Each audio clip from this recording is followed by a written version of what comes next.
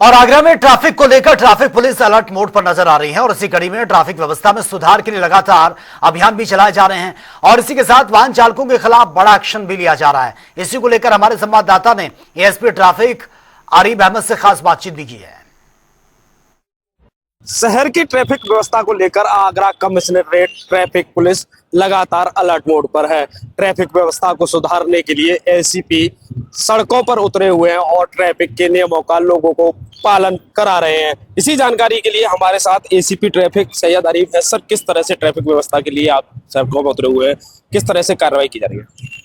देखिए, आगरा में ट्रैफिक की समस्या थोड़ी गंभीर होती जा रही है। बढ़ती हुई जनसंख्या के साथ साथ मेट्रो का जो काम चल रहा है उसके कारण भी बहुत जगह पर बैरिकेडिंग है।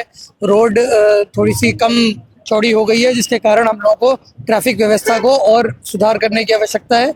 आज इसी क्रम में हम लोग बिजलीघर चौराहे पर आए, जहाँ बिजलीघर बस स्टैंड का निर्माण हो रहा है। यहाँ पर ये एक शहर का सेंट्रल चौराहा है। यहाँ पर सभी तरफ से ऑटो रिक्शा, बसें वगैरह आते हैं, पैदल यात्री भी भारी संख्या में आते हैं।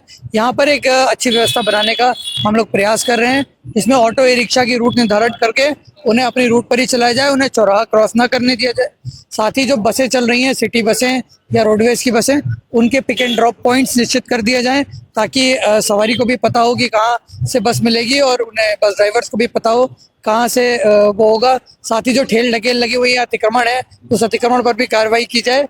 साथ ही छोटे छोटे रोड इंजीनियरिंग के मेथड्स भी हम यहाँ अपनाएंगे। एक यहाँ पर पब्लिक एड्रेस सिस्टम लगाने का भी प्लान है, जिसके माध्यम से यात्रियों को और सवारियों को, साथ ही ऑटो ई रिक्शा ड्राइवर्स को भी सूचित किया जाएगा। विभिन्न दिशा निर्देश ट्रैफिक पुलिस की ओर से दिए जाएंगे। यहाँ पर अधिक संख्या में ड्यूटी लगाई जाएगी। साथ ही क्रेन का भी डिप्लॉयमेंट इस चौराहे पर होगा। इस चौराहे को एक मॉडल चौराहे के रूप में विकसित करने का प्रयास हम कर रहे हैं। सर, देखा जाता है मुंबई शहर की ट्रैफिक व्यवस्था जो होती है उसमें ऑटो रिक्शा, ई रिक्शा या जो बैटरी चालित वाहन है, जो रिक्शा है, वो ट्रैफिक व्यवस्था को कहीं ना कहीं जो व्यवस्था है खराब करते हुए नजर आते हैं। तो उनके खिलाफ किस तरह अभियान रहेगा, क्योंकि काफी चौराहे ऐसे हैं जिन पे ऑटो ई रिक्शा वगैरह की भीड़ रहती है, उन्हें कैसे व्यवस्थित किया जाएगा? देखिए, दिनांक 21 मार्च से ऑटो ई रिक्शा और के विरुद्ध अभियान आगरा शहर में चलाया जा रहा है। इस क्रम में लगभग 1500 वाहनों का चालान हम कर चुके हैं। साथ ही लगभग 250 के आसपास वाहन हम लोगों ने सीज भी किए हैं। ये सारे वाहन कोर्ट के माध्यम से छोड़े जाते हैं, ताकि जो ई रिक्शा चालक है या जो ऑटो चालक हैं, उन्हें इस बात का एहसास हो कि उन्होंने कोई नियम का वायलेशन किया है। हम लोग ये अभियान लगातार चलाएंगे। अवैध सभी प्रकार के वाहनों को रोड पर नहीं चलने देंगे। साथ ही जो वैध वाहन चला रहे हैं उनको अच्छी यातायात व्यवस्था, सुगम व्यवस्था मिले, इसका भी प्रयास करेंगे। सर, जो चौराहे हैं उन पर कई जगह पार्किंग बनी हुई है, ठेकेदार लोग रहते हैं, उन पार्किंगों पर देखा जाता है कि अव्यवस्थित तरीके से वाहन खड़े होते हैं या पार्किंग के बाहर वाहन खड़े हो जाते हैं, ट्रैफिक व्यवस्था बिगड़ती है। तो क्या उनके लिए भी दिशा निर्देश जारी किए गए?